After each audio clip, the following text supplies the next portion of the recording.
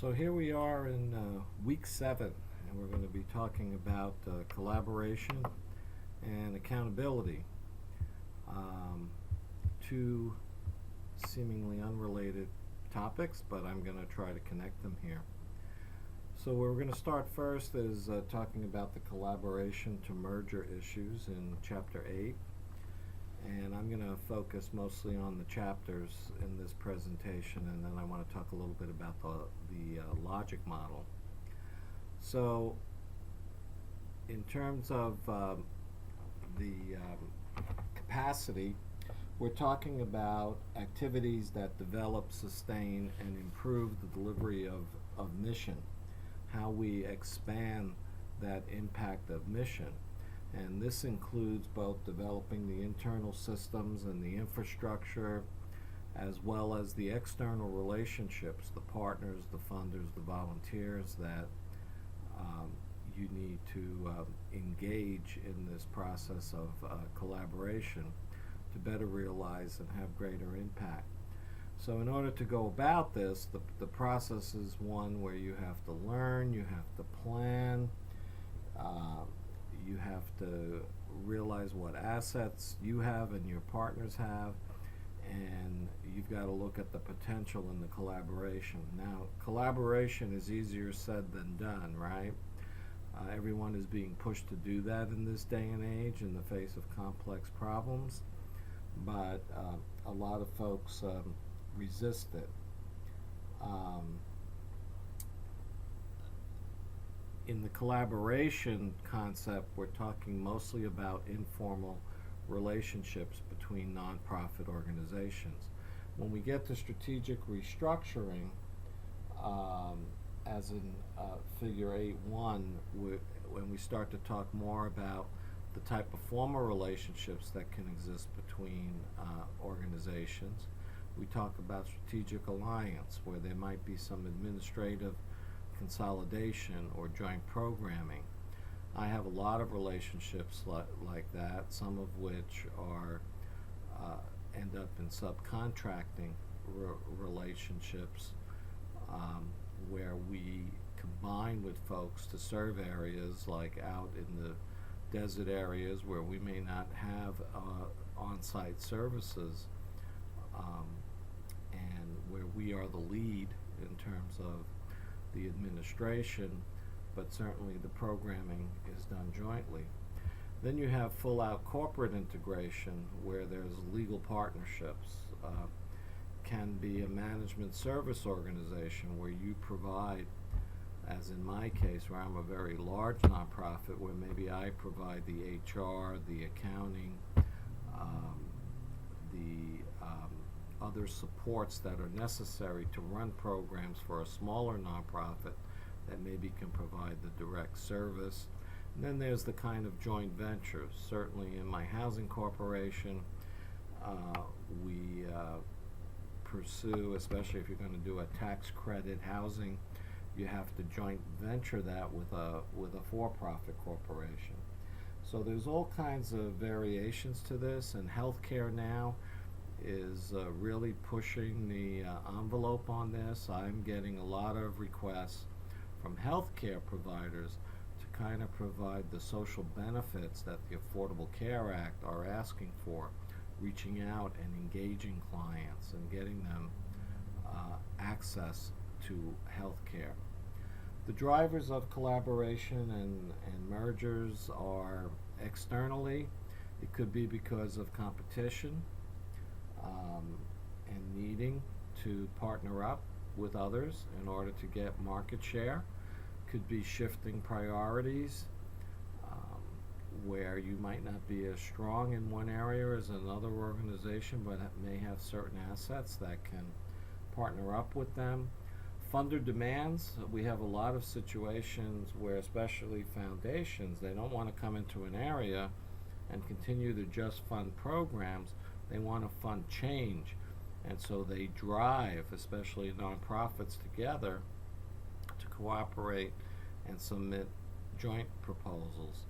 And then, of course, there's the ever-shifting political changes, which require strange bedfellows sometimes in order to successfully compete for grants, for funding, for money to support program. We see that a lot in the things like promised neighborhood grants, FQHCs, federally qualified health clinics, that the federal government is pushing a lot of these models where they want to see impact in an area and not just from a specific agency in one program. Internally, the things that might drive collaboration are financial needs, our managerial needs, our programmatic needs. At the bottom line of all of this is somehow this should improve efficiency. However, I have to tell you that every collaboration that I have been involved in is much more labor intensive and requires a lot of time to get things done. There's a lot of obstacles to this. I have been involved in about a dozen attempts to merge other organizations over my 30 years in this position. I've only been successful once. And a lot of it has to do, the text does a good job of outlining the issues, what is the motivation, if it's because an organization is going out of business, but most of the times people do not want to give up their mission no matter how much they're struggling or how difficult their internal realities might be. There could be different cultures. The organizations just do not have the same cultural values. Egos usually plays a big role. I've seen executive directors of very small agencies who the writing is on the wall that they're going to go out of business, but just refuse to give it up. And costs could be an issue. Conditions that lead to successful collaboration: when people are truly driven by mission and they give up their egos, when there's a commitment from leadership to get it done, that there's trust between the organization, and there's some sort of relatedness.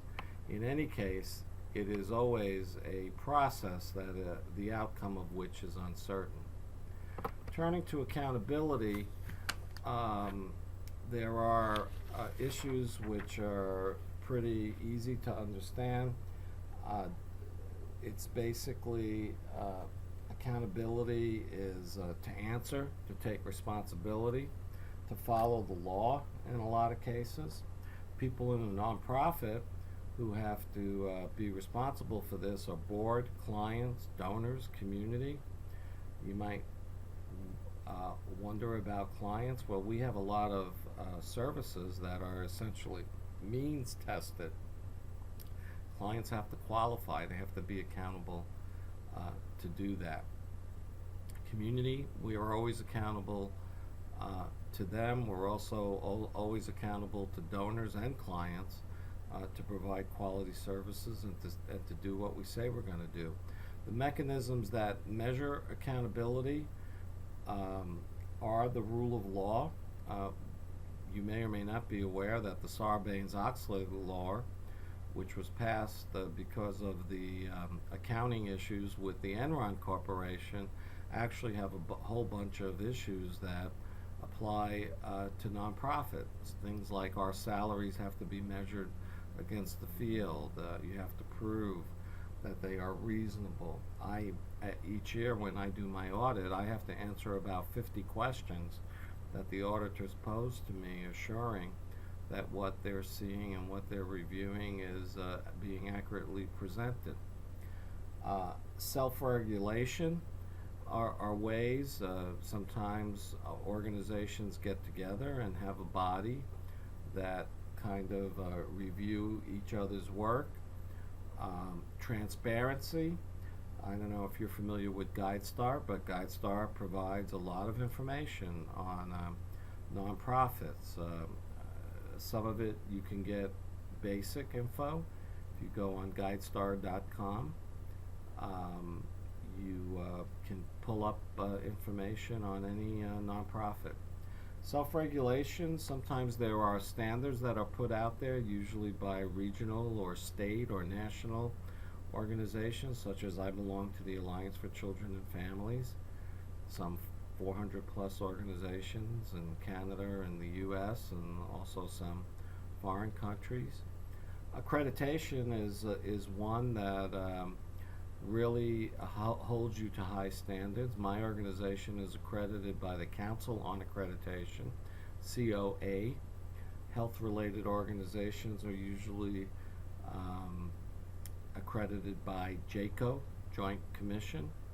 You can look both of those up online. Very intensive to get accredited. We're one of the few nonprofits accredited in this area. It doesn't do much for us in terms of contracts and other things, but it assures the board of directors and our clients that we are providing the highest quality services.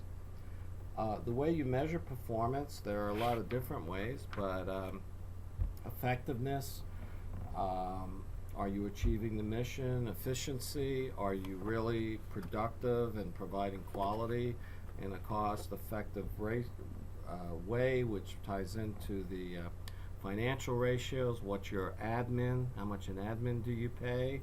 Generally, you want to be under 15%. Indirect cost rates, how much do you spend on fundraising? Generally, you don't want to spend more than 25-30% of what you're making on fundraising. Some people think it's okay to have a 50% cost for fundraising. Mission outcomes, outcomes versus outputs, which plays into the logic model, which I'll go through in a minute. The balanced scorecard approach, where you evaluate financial, client, internal, innovative, how all that adds up. Social return on investment, where you're looking at, do you actually, can you prove that there is value created, that certainly some of the criticisms of whether or not the social sector is making a difference in the lives of communities of color, communities of low income. Do we create jobs? Do we create better housing? Do we create better quality of life? And that leads to the blended value concept, which combines social return on investment with, are you creating an economic input, as well as are you impacting the environment in which you exist? So economic input is a big one. My agency provides 500 jobs in addition to the 25,000 families and 75,000 individuals we service each year. That economic value that brings tax dollars back to the community, spends it on salaries, on people who go and spend that money in the local community, is an argument that I've used very effectively to get large amounts of money from financial related organizations.